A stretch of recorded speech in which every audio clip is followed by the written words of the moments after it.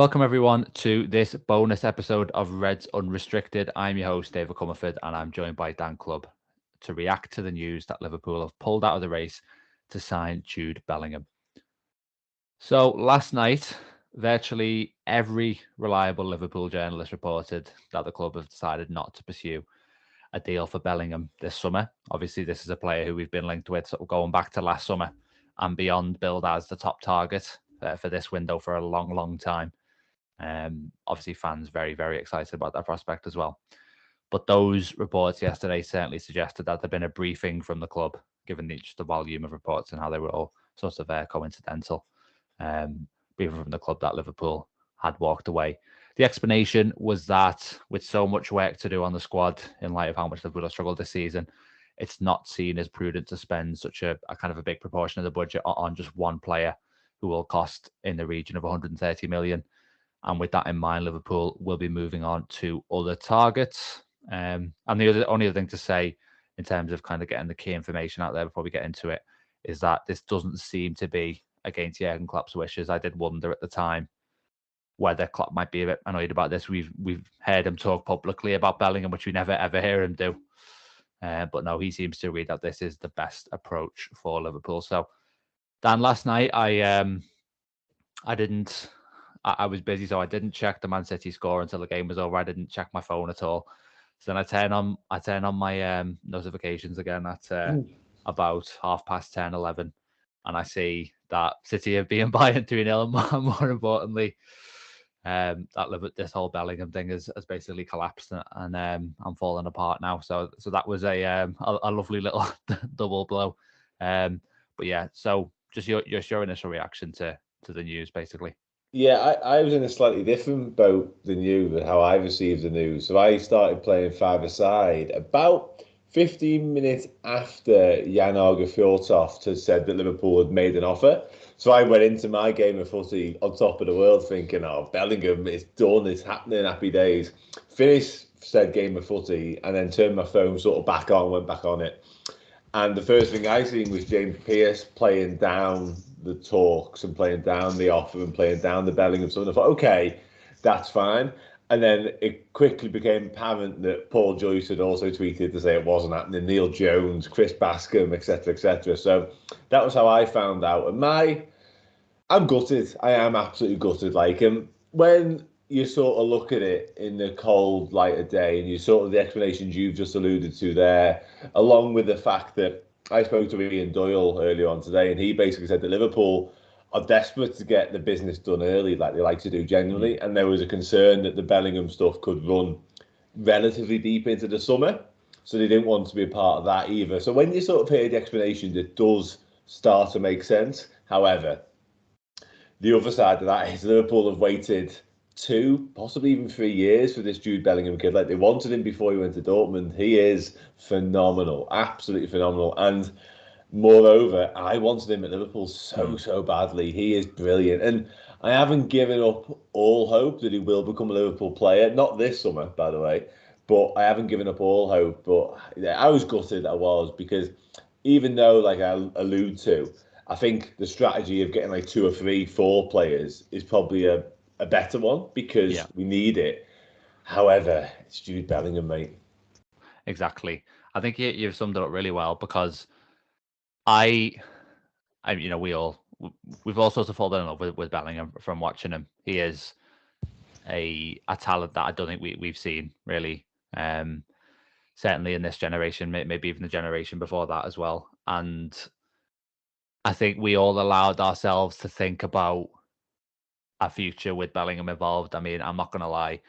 I was thinking about, maybe that day in the summer when, Bellingham's there at the AXA training centre, in all his LFC gear and things like that. And I think, that would have been sort of an amazing day. And obviously it kind of felt right. It felt like, he was sort of, this one was Gerrard's success. He's someone that he idolised, and it just felt like it was a marriage that was meant to be.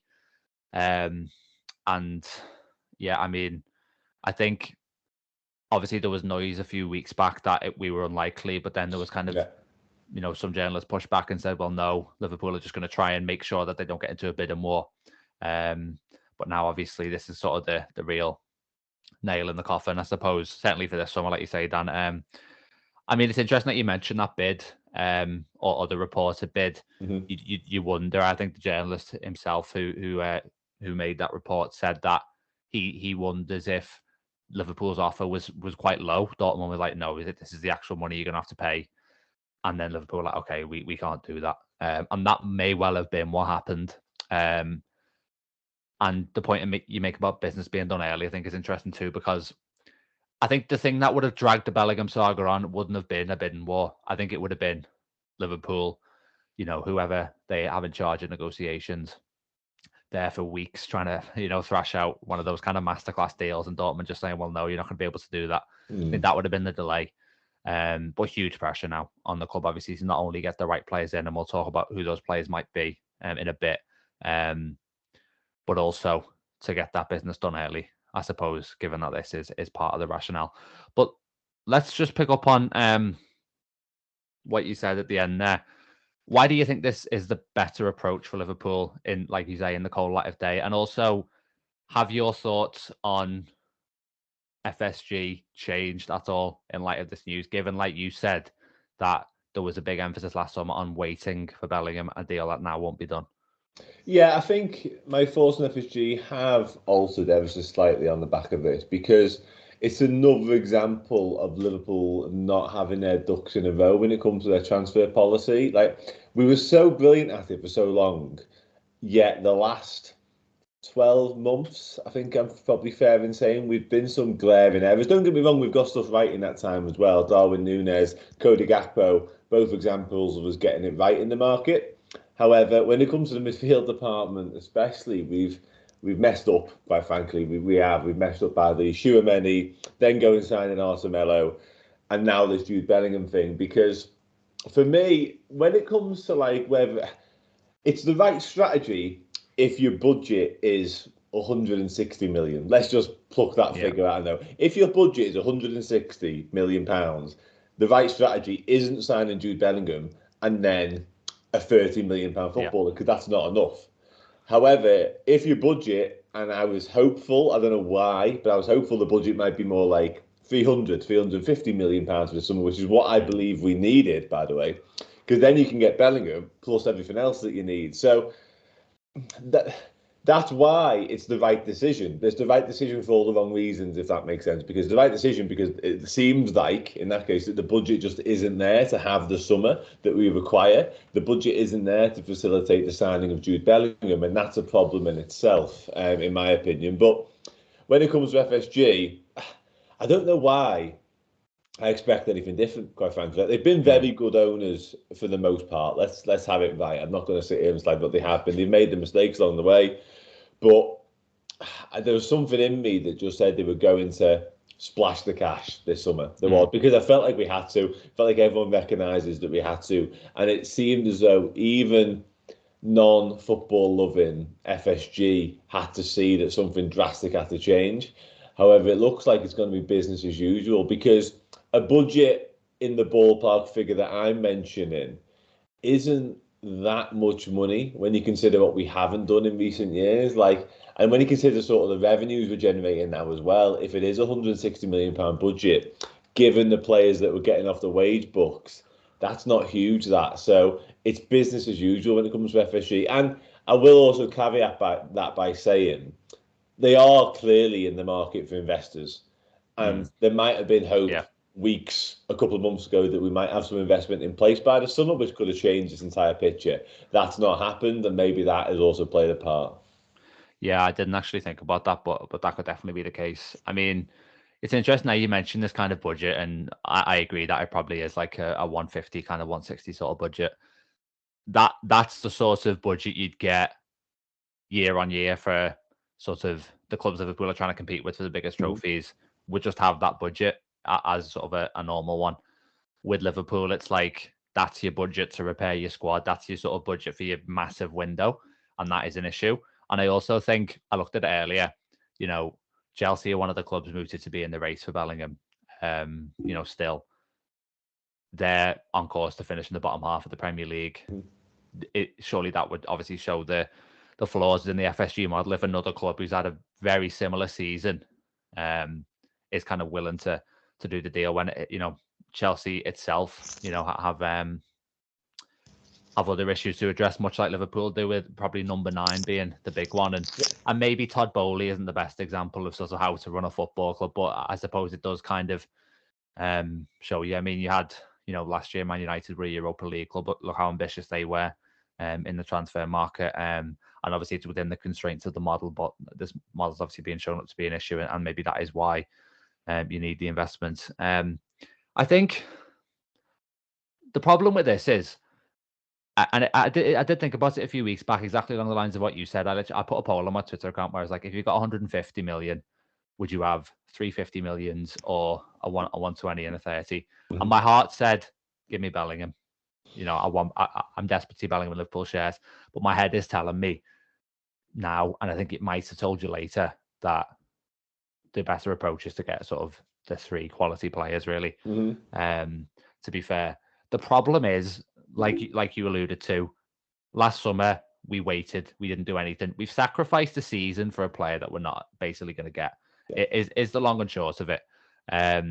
So for me, it's more about the timing and the planning, not the final outcome is okay. It's the steps that have been taken to get us to this point, basically. Mm-hmm. And it does obviously put the club under huge pressure. I mean, the thing that encourages me about it is I was worried that Liverpool, given that limited budget, were basically going to look at it and say, Bellingham is our Van Dijk for midfield, he's our Alisson for midfield. You put him in there, he's going to fix everything, basically. Mm-hmm. And he wouldn't have done that. He's a special player, but he's not going to be he's not going to single-handedly transform this team into a title contender again. As much as I think he's good enough to maybe make it a top 4 team again, I don't think he's taken that full step.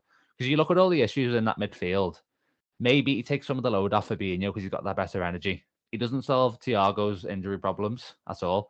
He doesn't solve the fact that, a lot of the deputies there are basically can't be counted upon for various reasons, whether that's inexperience, inconsistency, or, maybe in the case of Henderson, being just a little bit kind of past it at this point.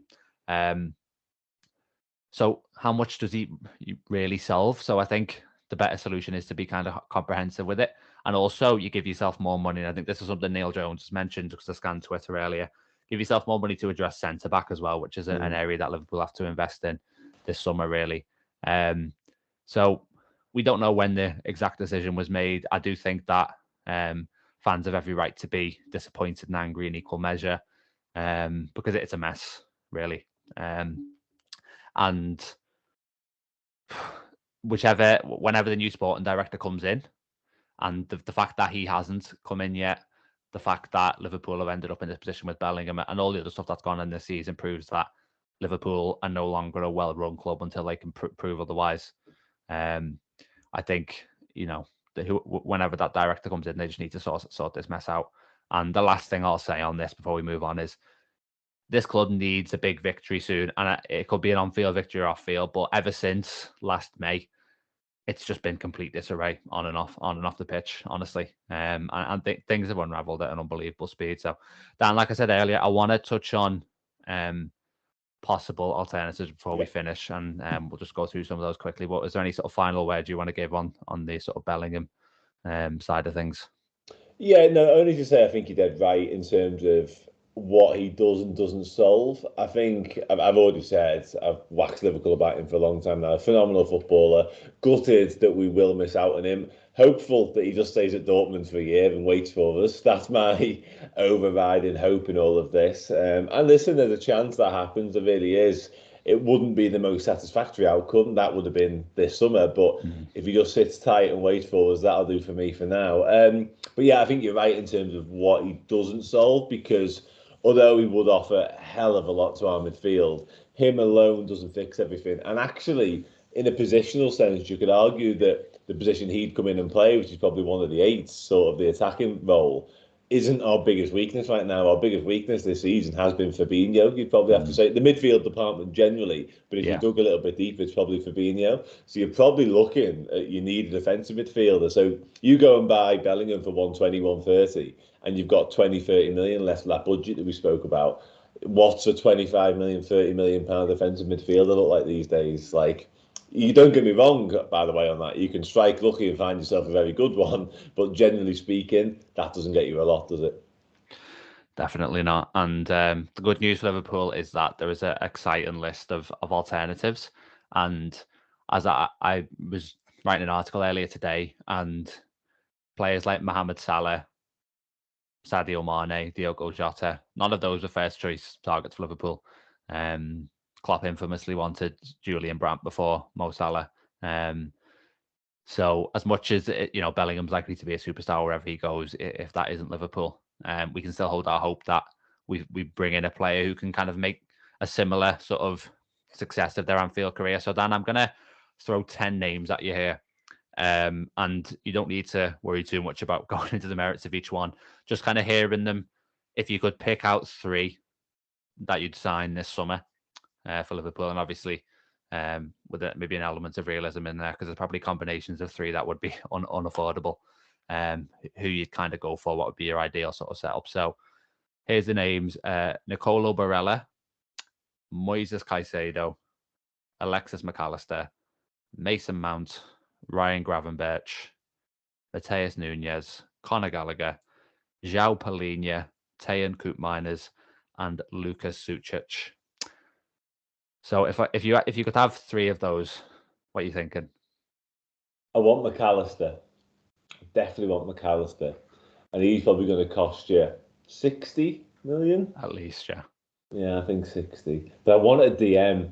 Which of those are DM? Caicedo was in there, wasn't he? Yeah, so that's the thing. I think Caicedo, Palhinha are probably the 2 that you're looking at on that list and saying that they can play the number 6 for you. Do you know what? I'd take Palhinha then in that case. I would. I'd take McAllister because I think he'd be a bit cheap as well. You'd probably get Palhinha for like a 30 or 40 at this stage, something like that. And then that leaves your money probably. I love Barella, but he's probably going to take us off budget. Go Mason Mount. Go on, Mason Mount. You see, Barella's my number 1 alternative. Yeah. Amazing player. There's some What's he going noise to cost? What's he going to cost? there's some noise that Inter might be willing to, of not willing, but forced to sell him for sort of 40, 50. Melissa Reddy's kind of cited a report about that. I don't know if it's actually come from her or not, but I think there's some noise in Italy that Inter are in a bit of a sticky financial situation. So if you can get Barella for 50 million, I mean, you're absolutely flying there. If not him, I think Mount would be, if he is sort of 80, 90 million himself, Barella, I think Mount for that sort of role on the right side of the 8 role where Bellingham would be. I think Caicedo as a number 6. And to be fair, then I think at that stage, I'm happy with someone who can just kind of compete with Thiago. Really, like I don't need Thiago to be replaced in the starting lineup. Like when he's fit, I'm happy for him to start. I just need someone who can kind of emulate his skill set really and sort of slot in there. I mean, the one, whether you're looking at anyone on this list that kind of really sticks out from that standpoint, I'm not sure. I mean, I'd love McAllister as well. We're not going to get 2 of Brighton's. We're not going to get 2 of Brighton's midfielders, to be fair. Can I add Declan Rice to this equation? Yeah. Because I've got a thing for him. Not in terms of, I really like him as a player, but I've just got this hunch that he's going to be moving on, isn't he? And I've actually got a weird sort of situation playing out in my head whereby Arsenal will probably go for both Rice and Caicedo, and whichever one they miss out on, it sounds ridiculous from a Liverpool perspective, but we should go for the other one.